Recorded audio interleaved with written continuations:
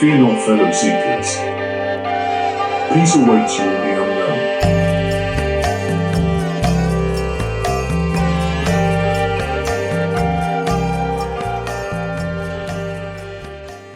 Chris, welcome back to the Seekers of the Eternal podcast. How excited are you? Yeah, thanks, Jay. Good to be with you. I'm excited about being back together and recording. It's been a little while since we've done one. We've done some, a big long Twitter space, which felt like about 12 podcasts in one. And then having rushing towards our NFT collection mint, and just feeling like we needed a little bit of time to recover and come back to life. And that space in between, there's been so much good lessons learned and so much things that I'm interested in sharing with everybody here. So yeah, I'm looking forward to getting into it. So yeah, let's open with a little bit of just relaxing and releasing the tension, and then we'll dive into this together. So welcome everyone. Dive in with us if you're not driving. And so just take in a deep normal inhalation and all the way out, and double inhale intense. Low, medium, high tension in all of the muscles. Vibrate with willpower and exhale. Relax, release, feel. Again, inhale intense. Low, medium, high tension in all of the muscles. Vibrate, exhale. Relax, release, feel. Last round, inhale intense. Low, medium, high, vibrate with will, and exhale. Relax, release, feel all the tension, cares, and worries dissolving. Divine Mother, awaken your love in us, then teach us to awaken that love in all. Om, peace, amen. Welcome, everyone. Oh, it's so nice to be back. And, even just to start, just that reminder of the breath that you can take to really become fully present and in the moment just makes all the difference. It's such a simple thing, but it's the key to everything. If we can just remain present and watch this movie, then we can enjoy all the ups and downs. And this is our first podcast since we did the mint on Hanuman's birthday, which was a really nice synchronicity. We didn't realize that was the same day that was celebrated as Hanuman's birthday in India. And we did a 12-hour Twitter space. I recommend people go back and look at our Twitter, that mega space that we recorded. We had 12 hours of just some of this really high quality guests. Everybody showed up. Twitter didn't rug. And we had a ton of people tuning in with us the whole time. And after that accomplishment, it was just like, wow, like that was really something. After that, it felt like, even. Yeah, like Web3 is about bringing people together. And obviously, Twitter seems to be the platform of choice right now. And wow, like the amount of people that showed up, all of our guest speakers spoke, generously for probably a little bit longer than we even asked them to come over and speak. And everything we talked about brought value in some way, shape, and form. And we touched on a myriad of topics. Mm-hmm. Yeah, and it really, it's inspiring the more and more that we get a sense of where things are going or where we can take them with technologies and the tools that are becoming available to help us do more and more. And as we, continue with this project, so we had our mint, and what I was thinking about we can chat about today is that, we're on this journey. We are focused on this ancient story of the Ramayana, which is a hero's journey quest full of all kinds of obstacles, ups and downs, dismal moments, high ecstatic moments. And so I think, what this is maybe turning into is us being able to share that journey openly, honestly, how it's going for us, how we're feeling, how we're readjusting after certain things go different ways. And I think that would maybe be a really fun way to do this, just as, okay, here's an artist that has moved into this Web3 space, has abandoned the known for the unknown. And this is what it's like. A lot of people ask me, like, how did the mint go? How are things going? So I feel like this is a way we can kind of really get into talking honestly about it and where our mind's at and where we're headed in the future. Yeah, I agree 100%. And I mean, it's important maybe start with like we did have certain expectations and hopes and goals. We try never to set the bar too high, but we have a lot of people in this project as founders, as moderators, as holders, and community members. As we said, we had lots of guest speakers come out, lots of people in the support capacity, and so we wanted to put a project together that, for one, brought a community of like-minded individuals aiming for their highest self, supportive, positive, optimistic, and willing to put in the work to help themselves become, the best version of themselves. And that was mission one, and that was accomplished. We wanted to make sure that our team was solid, that we shared each other's values, that we pushed each other, that we pressed each other on differences of opinion, and making sure that we made the right decisions for the community. And I think on balance, we were able to achieve that as well. Of course, your artwork, it's hard for anybody to look at that and not see the heart and soul and just absolute honesty in every single Hanuman that was produced. And you brought everybody along the way. You brought everybody on the journey with you, Chris. And so, I think that's probably what we're most proud of, is the fact that, not only did we bring together a great community, we delivered some of the most exquisite pieces of art with the most ancient, epic attached, with the lessons and the wisdom of the Ramayana and Hanuman. That was mission accomplished as well. So, on that end, I got to say, like, my expectations were surpassed, and I couldn't be prouder. I agree. That's the way that I've been describing it to people, is that this, as an art project and as a startup of an idea and a company and a team of people, like, we're firing on all those things, hitting all the things that we set out to do. We're jiving really well as a community and building as a team and a community, and our moderators and our supporters. And yeah, so all those things are running very smoothly and are giving us a lot of confidence in what we're doing. And this collection of artwork, as purely, if you don't care about NFTs or Web3 or anything like this, but just looking at it as an art project, as an artist who had an idea, for me, it's really been a lot of fun to have that spark of an idea and then continue taking it and seeing where it wants to go, and seeing here what it developed into. Is now we have this collection of 600 one of a kind images of Hanuman, each with all of the symbolism included. And then also working with our developer, and then combining what I was looking to accomplish and my understanding of Hanuman and the Ramayana, combined with AI and ChatGPT, to be able to deliver these messages too that come through with every one of these. That is a really, I think when that was done and it just saw like the way that it worked, it almost, it gave me a lot of emotion there when I felt that come through. And really happy with how that worked, and being able to really give a experiential an experience with a deity, and to be able to receive a message from a deity in that sort of a vibration from Hanuman. I think it gives people a way of working with deities in an esoteric way, that you really jump the line of like quickly getting a sense of what how it works to look at an image of a deity, to recognize symbolism in it, to receive blessings, and also to, if you follow along with the story or any of these podcasts that we talk about, you get a sense of the personalities and the characters in the stories, the way that they're responding to situations. We can take that on for ourselves, and we can really learn how to live our best lives and become the best versions of ourselves. So I'm really happy with all that.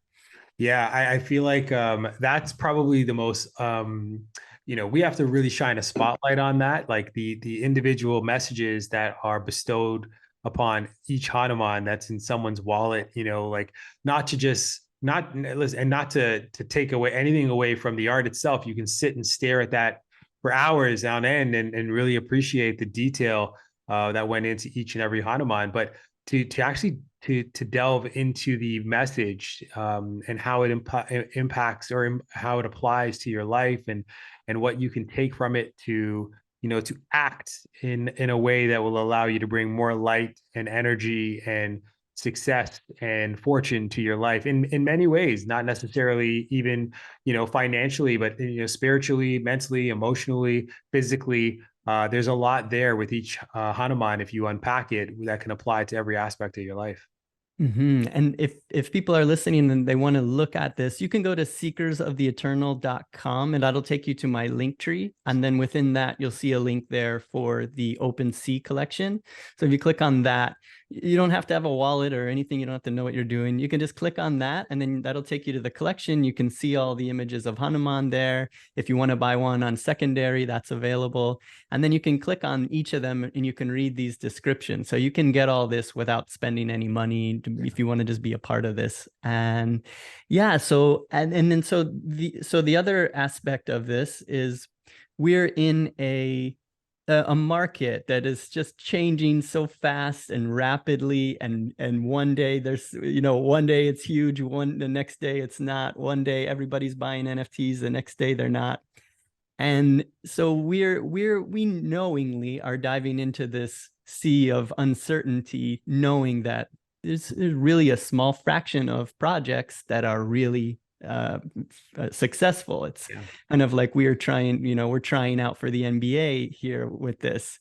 Right. And so when you're doing that, you really got to have you got to have everything aligned. And also, like what you were mentioning, that our project is different in that we have such strong ethos, and we want to do things in a way that is very authentic. We're not just like putting out influencers and bots and doing all of these marketing tactics that a lot of these big NFT communities use. We're doing it in a very organic way. So it's so much more of we're homegrown, grassroots, building and creating real connections. And so that's been the way that we're doing it. And then, looking at it so much differently. It's no longer a flippers market where you just get in, you're looking to buy it, flip it. These aren't stocks. I mean, they're kind of like stocks in a way that I like these guys. I like this. I like the brand. I like their messaging. I like the what I'm getting from this, all of that kind of stuff, and investing in that. Yep. And the more that we continue moving with this, just like if you buy a painting from an artist, that artist continues making more and more work. Their, fame grows over years, then that, painting that you bought is worth more money. It works very similar to that, but there's so much more that we're able to do with Web3 in the community now that we couldn't do with just, buying paintings or prints.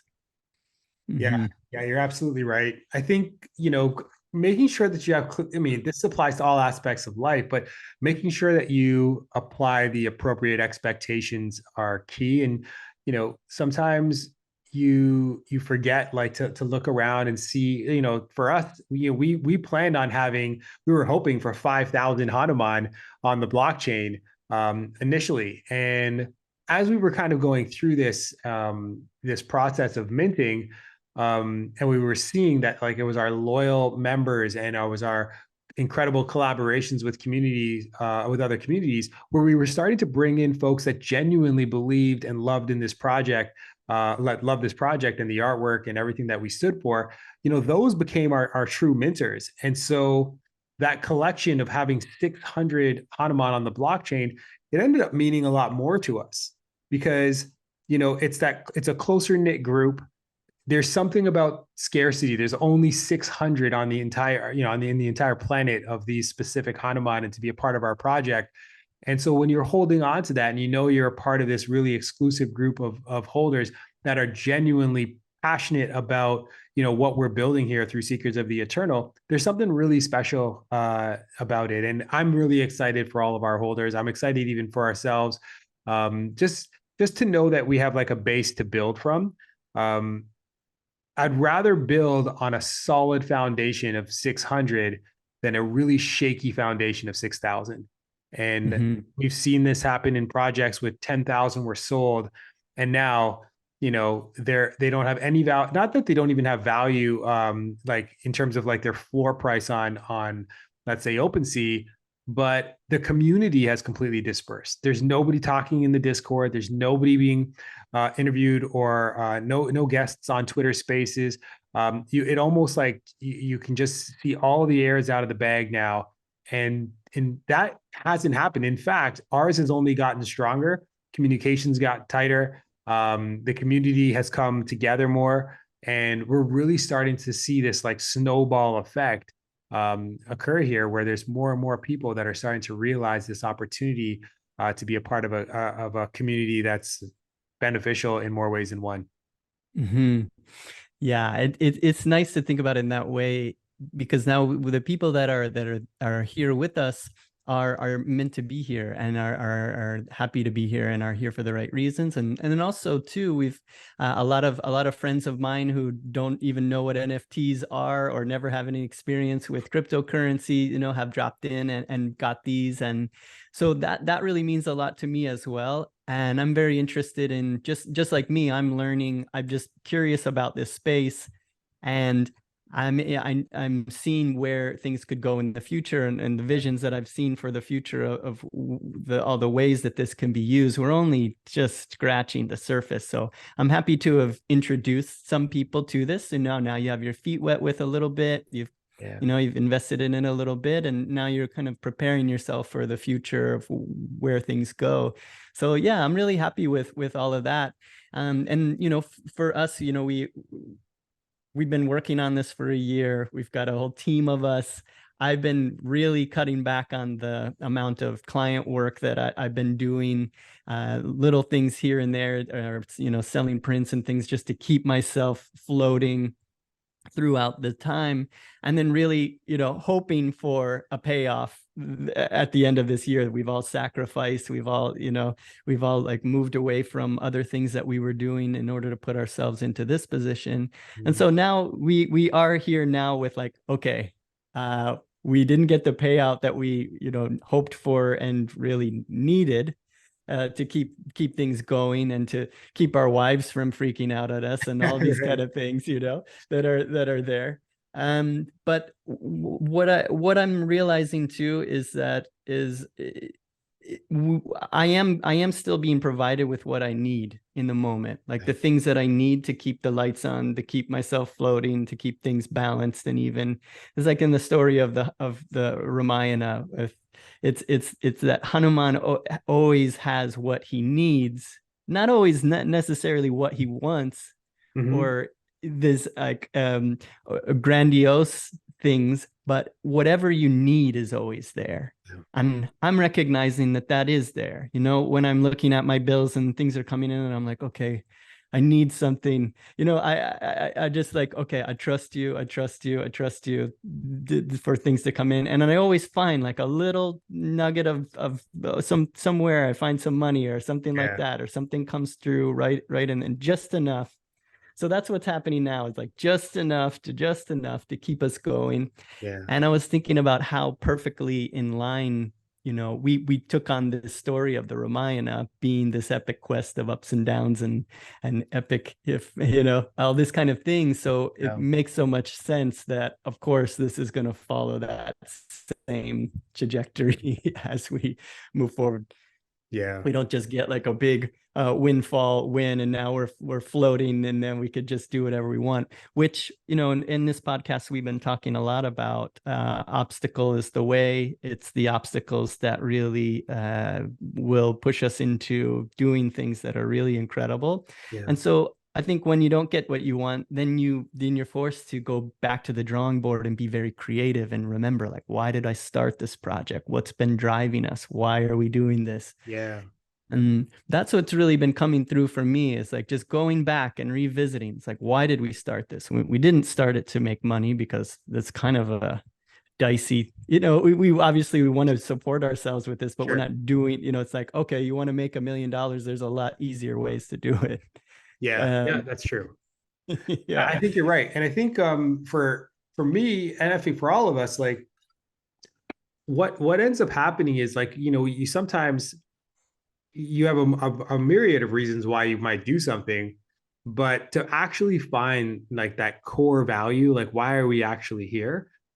Sometimes this is exactly what needs to happen. You know, the way that this played out, I don't know that if we ended up minting 5,000 and we had all these members in there and you couldn't even see the chat because it's going to be so many people just putting, you know, different kinds of conversations in there. And then, you know, who knows what money would do to, or success could do to anybody on a journey, but it may take away, there's a risk that it could take away the focus from, you know, why we started this, you know, to begin with. So I was talking to you offline a little bit about this. Like sometimes, you know, we are always in the right place at the right time. Like wherever we are, it's where we're meant to be.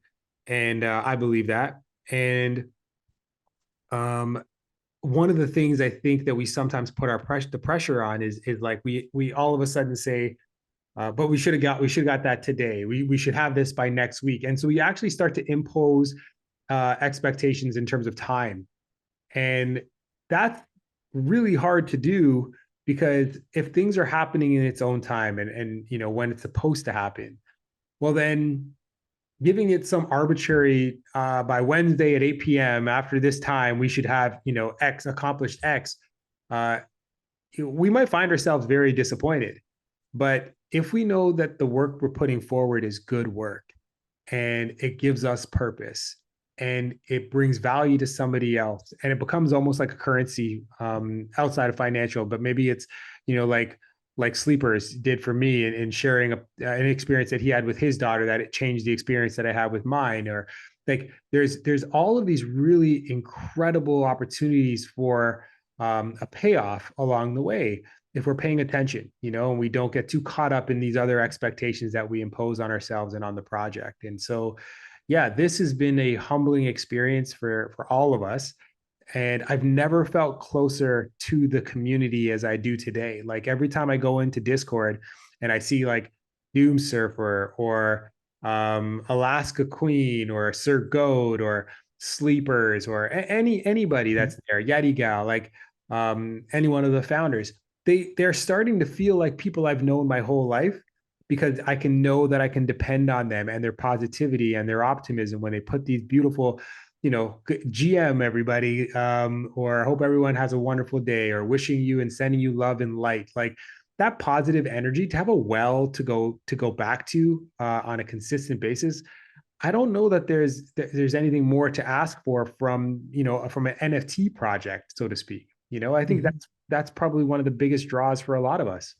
Yeah, and everybody that leaves comments and lets us know that they're enjoying the podcast and how much it means to them. That happens to me a lot when I just, you know, I run into people in the streets or see friends and they tell me that they've been listening.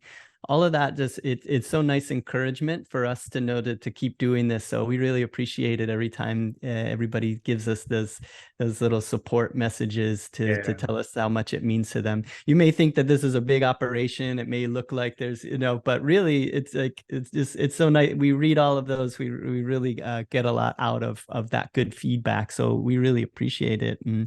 And yeah, that's what you're mentioning there is a lot that's been coming through to me, as I really enjoy having this podcast as a regular recording that we're going to do together, because it forces me to have inspirational things to share. So I'm always asking for that for my own growth and my own experiences, learning things.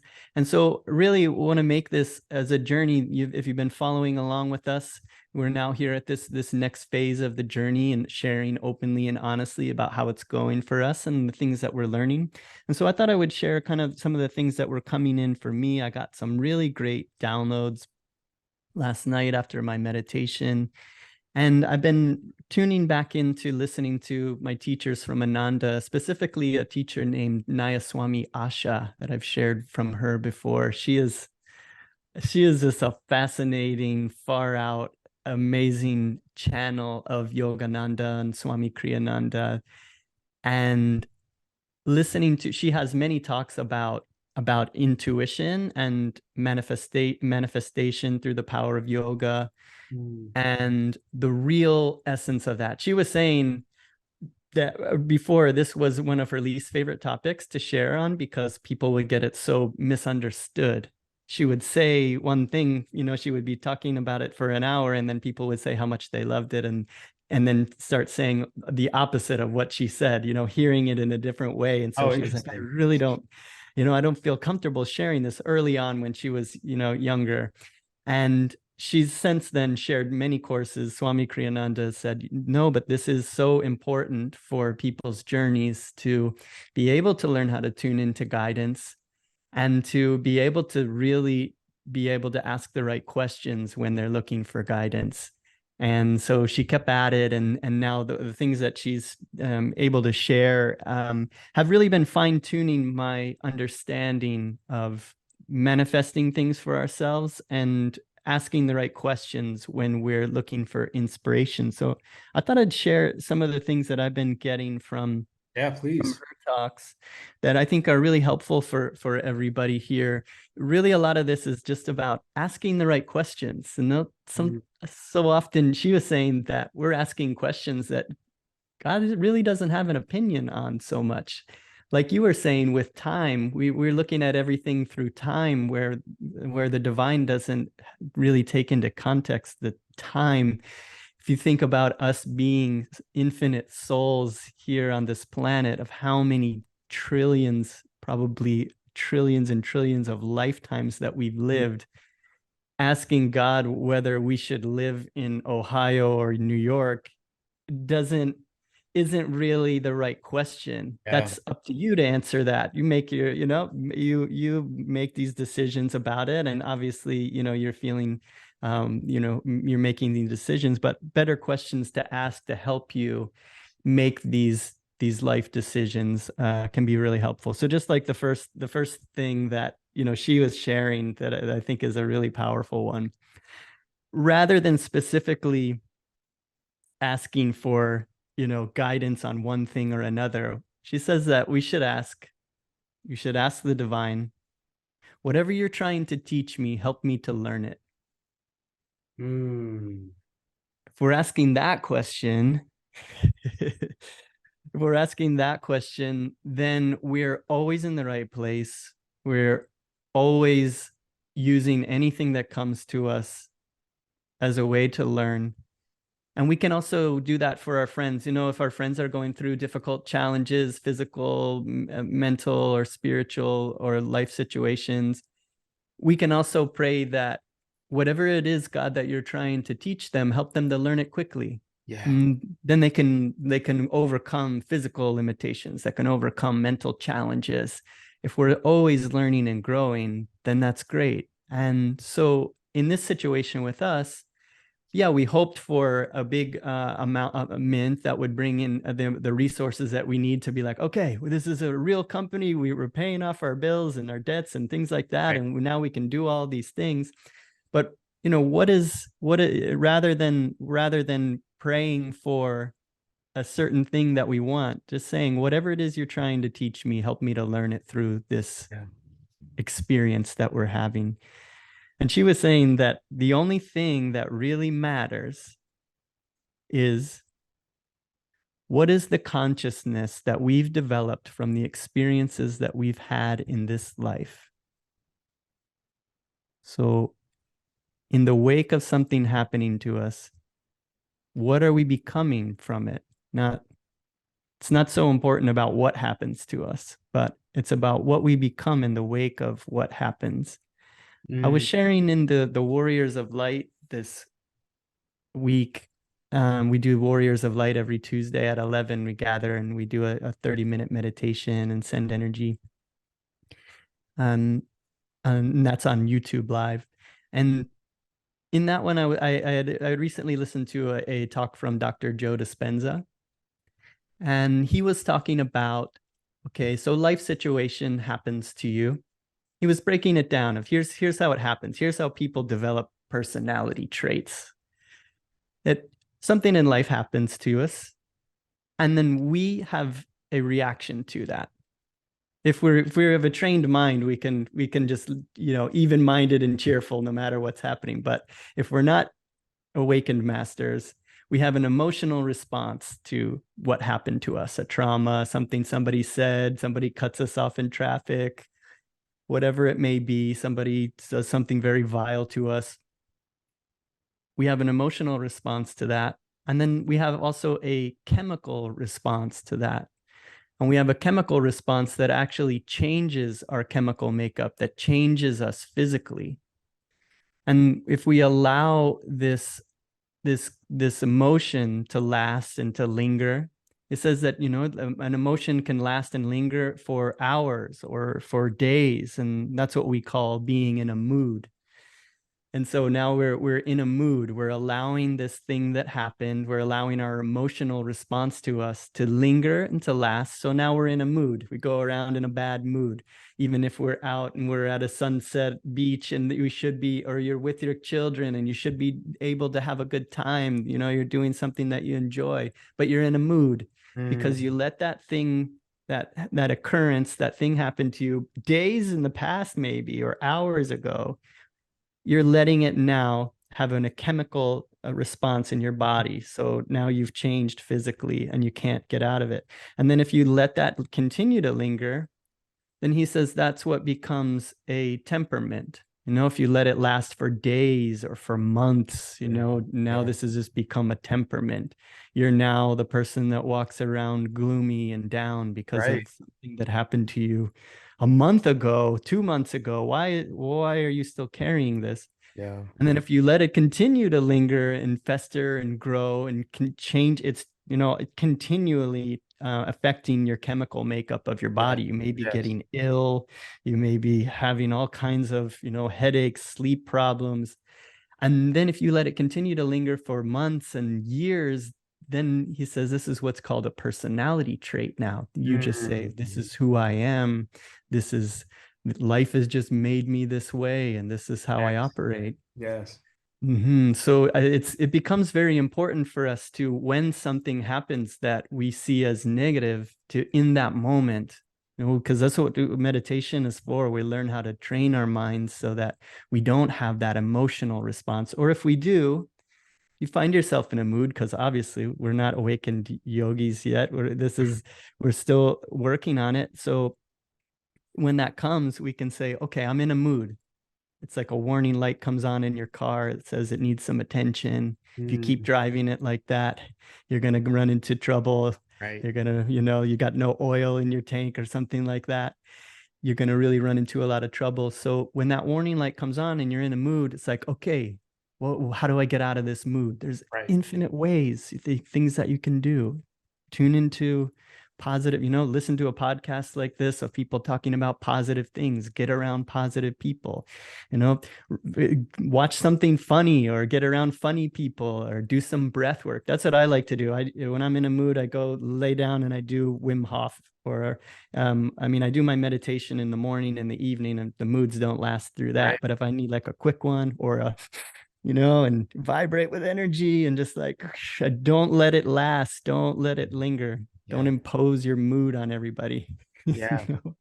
That's so good, Chris. I mean, we all fall prey to that sometimes, right? Like, not necessarily in the present moment. We're either worrying about something that happened or worrying about something that's yet to happen. And just being completely present. That's why I think meditation is such a powerful, especially today, why it's such a powerful exercise for all of us. Because I think, you know, it's either you've been traumatized or you're trying to avoid trauma. And in the process, if you're not fully present, all of those things, the past trauma and future trauma, starts to traumatize you in the present moment. It's really, it's interesting. It's ironic, you know, like we think that by worrying about something that's happened or worrying about something that's yet to happen, it'll save us somehow. But it doesn't. Actually costs us our personal well-being, mental health and well-being, just in the moment that we're in right now.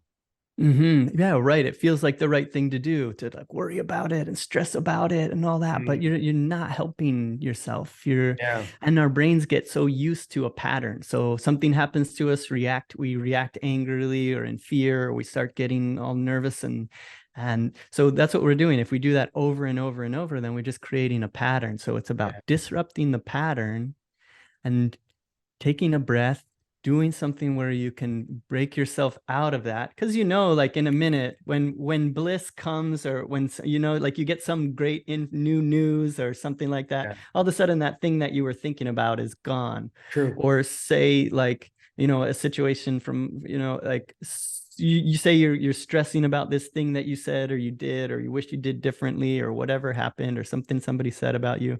And then you learn that a friend of yours or a family member of yours just died. How does that just vanish Yeah, in the 100%. wake of something new? So there's nothing actually holding on to us, making us dwell on that. It could change in an instant with In an new instant. information. Yeah, in an instant. And both like, positive and negative. Like, it's like when I was in New York, obviously for NFT NYC, and on cloud nine, I was literally jogging through Central Park and just finished a brunch with the OCM family. And as I was walking, my wife called me, and she said that a very close family friend lost her son, who we know, 29 years old, and he has a 2-year-old daughter and another one on the way. And just like that, gone. And it shook me. Everything that everything that I was experiencing in that moment, completely shaken, because you realize, for one, obviously you're super grateful to be alive, and to know that my kids are safe and all those things. But then immediately you're also feeling a sense of like fear, almost like oh my goodness, like this is so, this moment right now could be taken away from me at any given time. And then you're thinking like and then the humility, which is like, I'm really grateful that, because it could have been me, it could have been any one of us that was called. And so it does humble you a little bit to just know like this, that we are all so that this is all so fragile. Do you know what I mean? Like with the way that we go about this. And so to impose more pressures and variables on ourselves then is already, that's acting upon us even without our effort, right? All of these other risks of just even gravity. When we're lying down, gravity pushes us against us. We stand up and we go for a walk every day, and gravity's working against us. Why in the world would I keep a layer of stress or worry on top of the gravity that's already pushing me back down to earth? So, Mm-hmm. you're right. These kinds of moments that we sometimes get caught in, that changes our mood, and the way that it doesn't just impact us, it also impacts every interaction that we have with other people. And if you're conscious of it and you can stay present and you can breathe, like you, for me, every time I have a chance to connect with you, Chris, you're always so present and in the moment that whatever you're dealing with, I don't know, because you don't make it my burden. When you meet with me, you give me 100% of your being. Your mind is nowhere else. You have no other worry. Your worry is in fact me. How are you? It's so nice to see you. You plant these seeds of positivity. So I try to do that with other people when I meet them as well, because Mm-hmm. you give that gift so willingly to me, and I feel like that's our chance to be a gift to everybody around us. Like you're a great example of that. If you can find a way to be present and in the moment, you become a gift to yourself, and you become a gift to everyone around you. Appreciate that. Thank you. It's nice to hear that's coming through, and I feel the same way about you too. It's so nice to be with people who can do that. And it makes me, yeah, this kind of makes me reminds me too of like thinking, when I was thinking about this project and why I started and why I'm doing it. I do have like very, as an artist, if you want to know like where my mind is at as I'm creating this and why I'm focusing on Hanuman, it is a very lofty thing. And you're following along with an artist who became interested in meditation originally as a mindfulness practice, as an atheist, really, who just kept working with it and then realized that it was silly to be practicing expanded consciousness and realizing that you're one with the universe and saying that there's no God or no divine creator or whatever. And then continuing to be interested in and expanding and growing to the place where I was having such deep experiences with my meditations and with those connections that I started really asking for a true path and a true teacher. And then that started showing that, you know, in about a year after meditating every day, that was the, I guess, the prerequisite for me of asking for it and then meditating every day for a year. And then it was like, okay, you're really serious about this, sincere about it. And then so that teacher, that guru showed up for me when that found me. I wholeheartedly dove in, and then for another year, actually probably another year and a half, 2 years, meditating regularly and taking the courses and the training, and then getting more and more you know, sincere about that practice, taking Kriya Yoga initiation. And really now I am a person who, the motivation, the biggest thing in my life is to wake up, whether it be in this lifetime or one in the future. I'm going to give it everything that I've got in the time that I have, where I'm aware and awake and thinking about things like this, that everything that I'm doing is meant to be a vehicle for waking up. So that's why I'm having so much trouble doing commercial illustration work, designing logos for brands and all that. I just don't want to do it anymore, because I'm just like, everything that I'm doing, I want it to be a vehicle for waking up. Not saying that you can't use any job, accounting, any job that you have, you can use for waking up. But as more and more that I get into this, I'm like, okay, I want to be creating artwork that is that I can feel like I'm attuning with, and I'm making these images that are helping others to also find their way to their own higher self. So just feeling a calling towards that, I guess, is what I'll say, and heeding that call. And so now really it's like, everything that I'm doing, why am I doing it? I'm not doing it for money. Of course, I need money to live and to eat and to, you know, not be a burden on my family and things like that. And so now it's like, okay, everything that I'm doing is in order to wake up more, to learn and to grow and to learn how to be happier. And with Hanuman, I am realizing that the seed that was planted 20 some years ago when I was in Thailand and became obsessed with Hanuman, and then fast forward to now when I get to work on this and spend time with it, just always been interested in it, but, you know, I'm honestly confused about it. It's like an ancient story about monkeys and gods and demons and all of this, but it's a story about waking up. And then the more time that I get to spend with it, another little piece of the puzzle unlocks, another little thing of it unlocks, another little part of it teaches me, like, oh, this is an example, like Hanuman is an example of the perfect devotee to his guru, and what that looks like. And and everybody can use it in a different way. The story works on any level or any aspect of your life. You could see it as like, oh, that's a way to be a really great friend, be a really loyal friend when things aren't going easy, how to like continue being devoted and persevere, all different things. But for me, it is becoming this example of like how I can be like Hanuman, who, when questioned, rips open his chest and shows that every single organ and bone and, you know, is the words Ram and Sita are on. It's just like, I am filled with God, the divine. It's all I think about. It's all that I'm aiming at. It's all that. So I want to be like that.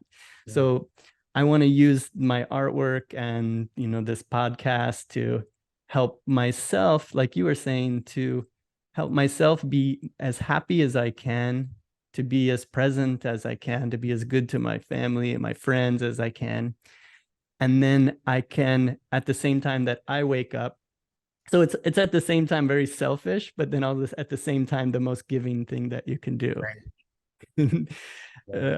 The authenticity, it's very, that's the authentic approach.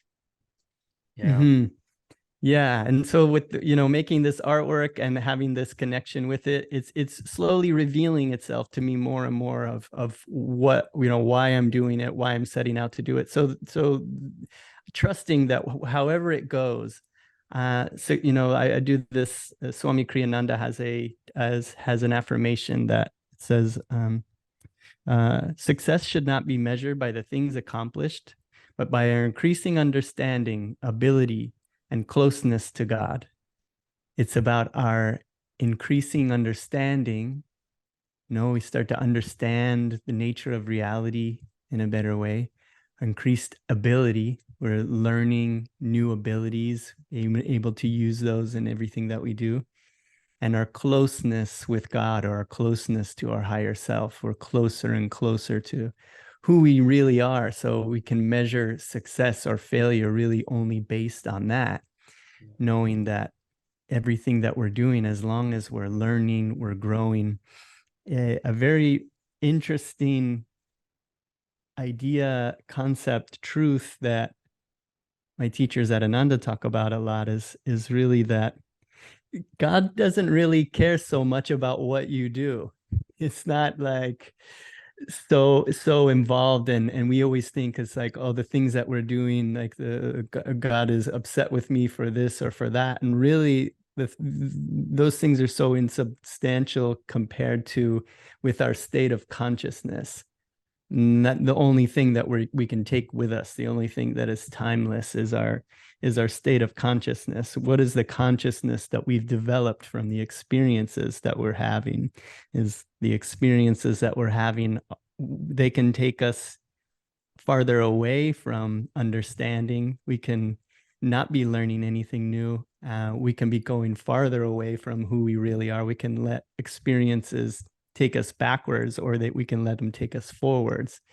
And so really that's the biggest thing that we can do in every situation, and not be so concerned about whether I'm doing the right thing or not. So that's what I've been really kind of struggling with a lot of times, is getting almost like a deer in headlights, like rather than being overly impulsive, you can also go the opposite direction and be kind of caught and never do anything, never have the courage to take something on. I think you were mentioning in a previous podcast, it's better be the villain in the movie than to be as one that just stands by the sidelines. Yeah. So yeah, so we should at least have the courage to be a main actor in the movie that we're playing, and not be so worried. It's a good idea, obviously, to be weighing things and making sure that we're doing things that are going to be good for the world and good for ourselves. But we shouldn't get so caught up in that and not move forward or not have courage. So I think that's a really great thing to learn here. So in moving to, I was talking earlier about my goals with this project of the Hanuman series that's been created, and the continuing exploration of the Ramayana that we're working on. And really a big goal that was coming to me is like, why am I working on this as an artist, as a human, as a soul? And the whole premise of this story of Hanuman is about Hanuman being like a mirror of us. We're supposed to see ourselves in Hanuman. And in the story, it's this, we say it a lot, is this monkey who forgot his superpowers, forgot his divinity, is now thinks he's just a mortal monkey, limited by his own his own physical body and his own abilities. And then he's awakened one day to realize that he is actually so much more, that he is a divine being, and that's what we're learning. And so with this project, I'm creating, the way that I'm thinking about it is, I'm making this artwork, I'm devoting my attention to it, I'm studying it, I'm looking to grow from it in order to awaken Hanuman in my own psyche. So in the story of the Ramayana, it's all a story about our own psyche, of what's going on in our own lives, in our own mind, and that we can awaken Hanuman within us to realize his true potential. And then in that sense, he wakes us up. And so with this, that's what I'm aiming at with it, is to focus on it and to awaken Hanuman, so that Hanuman awakens me. And it's also a symbol for the guru-disciple relationship, that you allow for that to happen in your life. So Right. so that's kind of what I'm aiming at. Whenever, I mean, I grew up Catholic, and in Christianity, you're always kind of taught that, you have to turn inwards to find, God and peace and love and Christ. At least, that was my understanding of it. So much more than, going to church. I think a lot of us start to feel like when you need that, when you need access to the infinite and to the divine, you just actually are supposed to turn inwards. Like you can find it within you. And then once you find it in yourself, you can find it in others, right? You see yourself in others. And so uh, Hmm. it is that. It's like every story every spiritual an epic that you ever hear, you always hear about, the hero realizing that what he was searching for was nothing on the outside. It was always something on the inside. Yeah, that's the idea. It's the same story of all the stories are always saying the same thing. So Yeah. yeah, and the more that we allow for it, it's interesting to me when I'm really having a moment in meditation where I have a calm mind and an open heart, and there's not like a mind chatter going on, this expanded consciousness, this ability to sort of, well, this ability to really tune into the wisdom that's all around us. And it's very interesting when that happens. Swami Kriyananda talks a lot about this illustration of a caged bird. Mm, Our souls are like a caged bird. And if you open the door on the cage, if the bird has been in that cage for a long time, even if you open the door, it still is reluctant to step outside of the cage, to leave the known yeah. comfort of the cage for the unknown freedom. It can be scary, daunting. So that happens with us, even when we open that door and we recognize that we are so much more. To take that leap of faith out the door and to fly, you have to sort of approach it once, maybe step out a little bit, and then you, like a caged bird, they say it'll come right back into the cage. It'll Yeah. fly out for a minute and then come back, maybe do it again, fly out and come back. And then maybe like the third or fourth time of doing that, realizing, okay, well, now, and then you finally are free. So Yeah. it's kind of this idea that we keep revisiting these ideas, we keep meditating, we keep focusing on it, and then eventually we get enough courage to actually leave the confines of the Right. limitations that we put on ourselves, and that there's no actual prison guard except yourself, that Yeah. you're the one keeping yourself locked. Yeah. And I think that's such a great perspective to even think about where we are right now, right? Like you can look at, well, I think of the Web3 space and different projects, especially right now with what's happening. Bored Ape Yacht Club, On Chain Monkey, Doodles, like Seekers of the Eternal, like everyone's expectations are not being met in some way. Maybe the expectations was it was going to be a lot lower than it is right now, and you're really happy. But for the most part, it's not that at all. Most projects are down right now, and it really just depends on, what perspective you look at your situation with, and then why are you even there? Why, like, to begin with, like, are you there to grow, to learn, to get something other than worrying about the price of the project? And like I said before, it's one of those things where you can look around and see everyone kind of vacating and moving on, or just, flooding like the communications with fear, uncertainty, and doubt. Or you have people there they've put aside, the floor price and what's happening in the crypto market and all those other kinds of things, because it has nothing to do with the real reason why they're there.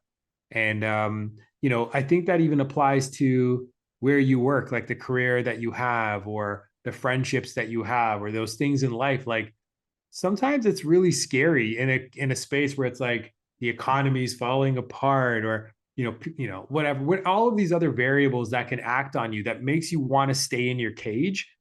um but having the courage to step out on faith, and just realize like the decision that's right for you is right for you. It's independence of what's right for somebody else. And I think that, to me, means a lot. Like to get to a space where you can kind of determine, I want to be in this relationship because I want to be in this relationship, or I want to be in this career because I want to be in this career. I want to be in this project or this community because I want to be in this. Like it feeds my soul, and I'm committed to being the best version of myself while I'm here, so that I can create this experience that I actually want to create.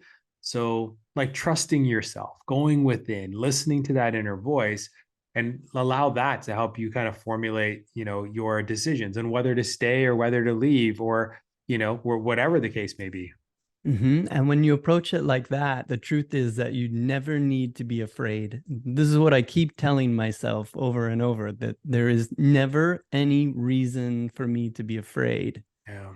That so there was so Asha was talking in this. There's another part of that talk. I'll link this too at the bottom, so you can watch the whole thing if you like to. This was a question that she was asking Swami Kriyananda about in moments of crisis. So some moment of crisis comes up and you want to know what to do. And it's like a fearful moment, and a lot of times we'll beat ourselves up for some, oh, in that moment I didn't make the right decision. But it's so hard in that crisis to know, like, what True. are we actually supposed to do? And it can be different for everybody what you were actually supposed to do in a crisis moment. So she was asking about this, and Swami was saying that in the moment of crisis, how do we know what the divine wants us to do? In the moment of crisis, how do we know what the divine wants us to do? She was asking this of Swami, and he says, well, the only way that you can know is if you practice when it's easier. Mm. So all along, if you're practicing asking the right questions, if you're asking, whatever it is you're trying to teach me, help me to learn. So some little thing happens to you, whatever you're trying to teach me, help me to learn that quickly. And if you keep doing that, it's not like she was saying, it's not like you're always just like trivializing it and asking, like, should I have the lettuce or the cucumber, should I have the this kind Yeah. of thing, you're not doing all of that stuff, but you're saying in every moment, if you're saying, whatever it is you're trying to teach me, help me to learn. And if you're doing that constantly, when the crisis moment hits you, and then you say, whatever it is you're trying to teach me here, help me to learn, and then you will be able to tune in, have that connection, because you've been doing it all along, ever, regularly. And then when that happens, you'll be able to, like a Zen master, be able to do the right thing in the moment because you've Right. been asking all along. Yeah, so that's what we're aiming at, and that's what Hanuman, the whole story is. He's always in these moments of crisis, and because he's always chanting Ram, Ram, Ram, Mm. Ram, he's always in flow. So it's almost like Ram is, as long as I think I mentioned this before, it's like Ram is playing the video game, he's got the controller, and as long as Hanuman is chanting Ram, Ram, Ram, then he's actually moving Hanuman. He's doing all of Mm. the actions through it, in the same way God is moving through us when we're constantly asking, what am I meant to be doing here in this moment, Yeah. and what am I meant to be learning? So yeah, it's really cool. There's really no reason for us to be afraid at any moment. It's all about being in the flow. It's all about having the consciousness of just asking, what am I supposed to learn from here? And also you can ask, if you are afraid, you can ask the question, what am I afraid of? She was Right. saying that this is also a question God really loves to answer. What am I afraid of? Oh, okay, that's something I'm interested in helping you with. That's a valid question here to ask Right. the divine. And then once you find out what you're afraid of, you can realize how to overcome that, and that you don't have to be afraid at any Yeah. time. And I think fear can be an advisor sometimes, right? Like you don't have to eliminate it. You can observe it, and you can ask you, like, why has this come up? What is this serving me? What is this fear serving me? And does it have anything to teach me? Is there a solution that I can propose to this fear to minimize this or eliminate this, or to move it from fear to courage, or whatever that case is. But I think sometimes I'll talk about me personally, like I'll have an experience and I'll try to avoid it. or try to think like, oh, I shouldn't be experiencing that right now, as opposed to saying, this is just an experience and it's my experience. And I don't have to be, I don't have to try and overcome it. I can let it be here. I can let it be present, and I can observe it, and I can determine what is it that it's teaching me itself. And then do I have, do I have no, you do, as you pointed out, you have the resources, what the solution is. You just have to maybe try a couple of things, and just don't be nervous to try a few things, and don't fear the fear, almost, like embrace it. And if we're present, if I find myself present enough in the moment when something like that comes up, I can actually be grateful that the divine found me worthy to handle something of this magnitude. Oh, love that. Yeah, that's so true. Yes. Yeah, Yeah, that's a big one, that's big. Uh-huh. You're like, wow, you thought I was ready for that. Wow. That's right. Okay. Right. That's pretty cool. I've had that happen to me before, where something just kind of, just devastating happens. And then that thought came through that was just grateful. But wow, you thought I was ready for that, huh? That's pretty cool. Maybe next Right. time I will be. Yeah. Yeah. I mean, imagine like those, and we always say like those really hard experiences have like the biggest, impact in terms of our learning. And if we start to see them as like, as almost like those high, like pressure makes diamonds kind of thing, right? And so those really high intense type of experiences can actually give you a diamond if you survive it. Yeah. Yeah, every time. It's like how you respond to it. You look back, it's always 2020, but in the moment, it seems like something that shouldn't happen. It's bad. But if you look back, every great story, every hero that we know, everybody that we admire, it's like they came through the fire and did something, they kept their calm, or they went through something really hard and it shaped who they are today. So we can be grateful that the universe thinks of us as heroic, Yeah, I like and that it gives us perspective. this kind of things. Yeah. Yeah. And so the things that, when we ask ourselves this question about, so we realize that the only thing that really matters is the consciousness that we've developed from this experiences that we have had in this life. And that consciousness is, Asha says, how much do we love? How much do we serve? How much do we understand what causes suffering and what causes happiness? How much are we aware of our relationship to a greater reality than just my little life, my little ego? This is what we talk about when we're talking about you take your consciousness with you. This is what you take with you when you die, or when you Mm. go to sleep and dream. This is the consciousness that goes beyond death. I think a lot of people, I was actually just had a conversation with a friend, and he was saying, in life, it seems like, what's the point? I do all of this and then I'm just going to die and it's all going to end. What's the point of becoming a good person? What's the point of, and this answers that question.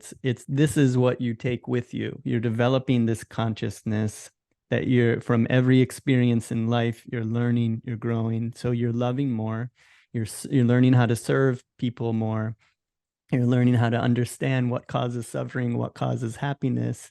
You're aware of this relationship to the greater reality. So then when you die and then you come back, you are playing the game at a new level. Your consciousness is expanded. So you're able to now dive back into this video game, do it again. Okay, advance again. So you're not losing it when you die. Yeah. It's not for nothing. Yeah. And I understand. I understand that perspective. Sometimes feeling like, listen, this is, you know, if this is all we got, then, what's the sense? I don't get to take any of this with me. I could be a terrible person or a good person. Like I get the mentality. But I guess I got to a point in my life where it's like, this is such a blessing for all of us to open our eyes and to have this experience and to be conscious of it. And to be in a situation where we can actually appreciate the experience, right? Like there's a lot of people on the planet that are not born into, a situation where they could have these types of enlightening conversations in a house with running water and electricity and warmth, and without the risk of something happening to you. There's a lot of folks who don't get that chance every day. So, you know, when you are in a position to count your blessings and to really appreciate it, I almost feel like it's a not like a responsibility, but maybe like maybe there's a responsibility to the universe that when you do get dealt this hand, that you make the most of it, because so many people, well, the majority of, you know, the fact that you're even alive right now, the chances are so minuscule that you're even here and opening your eyes. But to open your eyes and be in a space where you're safe and feeling loved, why would you not want to put that back out to the universe if you want it to multiply, right? Yeah, don't squander it. Your good karma got you to a place where you've got a roof over your head and clothes and food. Yeah. So if you squander that, you can go backwards. So you have to go back and learn those lessons again. Yeah. Or if you could appreciate what you have and say, okay, well, I do have those things taken care of. So maybe I can learn how to meditate, because there's not some animal at the edge of my hut trying to attack me. Right. I've moved beyond that, or there's not somebody coming here to rob me because I robbed somebody else earlier, Yes. or Yeah. there's not those kind of, like, you have to have a space where you actually can be comfortable to clear your mind and do that. So yeah, don't squander it. I think a lot of people, yeah, that's the argument, right? It's like, oh yeah, you're a fortunate person, you've got all of this, you've got all of these things, so you're able to do that. Well, what about all the people that can't? It's like, well, if it's I should do my duty to make the best use of this time. If I do Yeah. have that ability, I should learn how to become happy so that I can help others. Put on your own life vest before you help others. So Yeah. yeah, that's a good point of it too. And just before we wrap up here, there's let's see, just a couple other points, and then we'll wrap this one up together. I think this Yeah. is a nice one. And uh let's see. Oh, this idea of we often think that when we do have inspiration and we feel like we're connected with the divine, we feel like sometimes it's coming to us and sometimes it's not. Mm. But it's always there. It's always available, but it is we, by our love, that has to complete this circuit. No, it's like this energy is always flowing to us, or we Yeah. have to reach out our cup to receive it.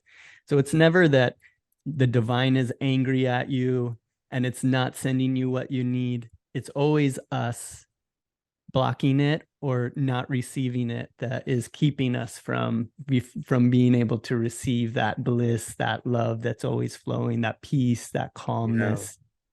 So yeah, don't ever feel like you're disconnected from the divine. It's only agitation.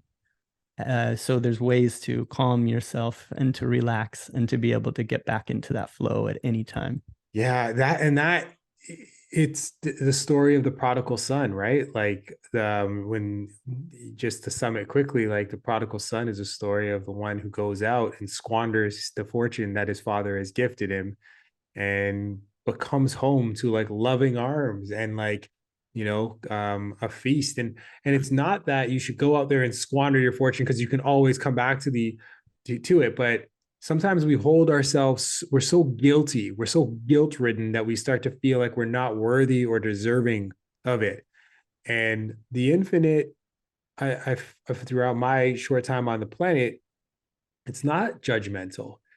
It wants you always, but if it only Mhm. gets you after 10 or 20 or 50 years and then you come home, it will accept you home like a newborn child. It'll wrap you up in its arms and it will make you feel whole again.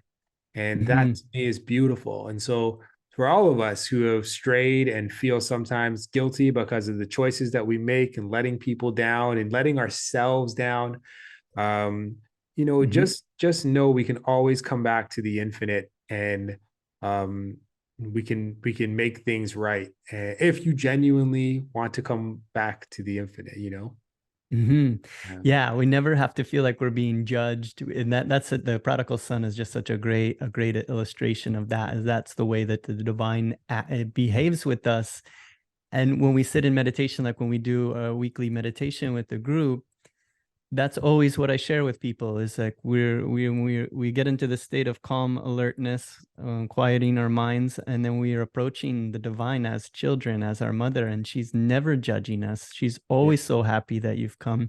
She sent you out into the world like the prodigal son to go look for happiness in everything and all the physical pleasures and Yeah. everything, knowing full well that you would be back because there isn't any lasting true happiness out there in the physical world. Like you were saying, it's all you, the kingdom of God is within. So Yeah. she knew she could send you out there for as long as you want to go play in the world and find out, do all the things that you think will bring you happiness. And then Mm. eventually you'll be back and she won't judge you at all. She'll just be like, welcome back. I've Yeah. been waiting. Yeah. And then you can receive that and feel that anytime, and you can practice. And that's what we practice in meditation, feeling the divine qualities, using the techniques to use, concentrate, to focus, to clear the mind, open the heart, feel the divine qualities that are always there. Yeah. Yeah. Mhm. And yeah, just to end here, I'll just read some words from Paramahansa Yogananda, and then we'll see you all next time. We'll start to record these again regularly. I Yeah. really love doing them. I love being able to connect with this community and to be sharing these things and to be learning from everyone as well. So it's been a pleasure, and we'll catch you guys again next time. So just ending Absolutely. with some words here. This is a short one, but I think this really ties it all together. To define yourself in terms of human limitations is a desecration of the image of God within you. Mm. Never dwell on the thought of your shortcomings. Recall instead the memory of the good things that you have done and of the goodness that exists in the world. Convince yourself of your own innate perfection. Thus you will find yourself drawn to remember your eternal nature as a child of God.